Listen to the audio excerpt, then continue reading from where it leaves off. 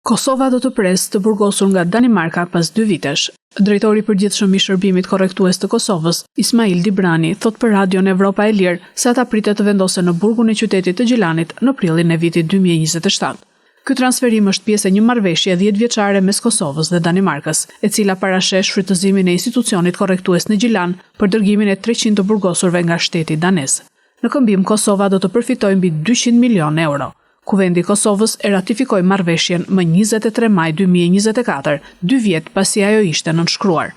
Premtimet e palës daneze janë që deri në fund të qershorit të dërgojnë në Kosovë kërkesat përfundimtare dhe më pas do të hapet tenderi gjatë muajit korrik. Tenderi pritet të përfshijë rinovimin e qelive ekzistuese dhe punëtorëve, krijimin e hapësirave të reja për vizitor, si dhe trajnimin e stafit për të përmbushur standardet evropiane. Muajin e ardhshëm, 20 oficer korrektues kosovar do të udhtojnë drejt Danimarkës për të ndjekur trajnimin bazik dhe punë praktike në institucionet daneze.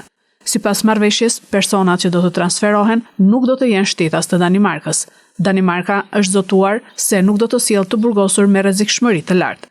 Ata nuk do të jenë të dënuar për krime lufte ose terrorizëm apo persona me çrregullime të rëndë mendore.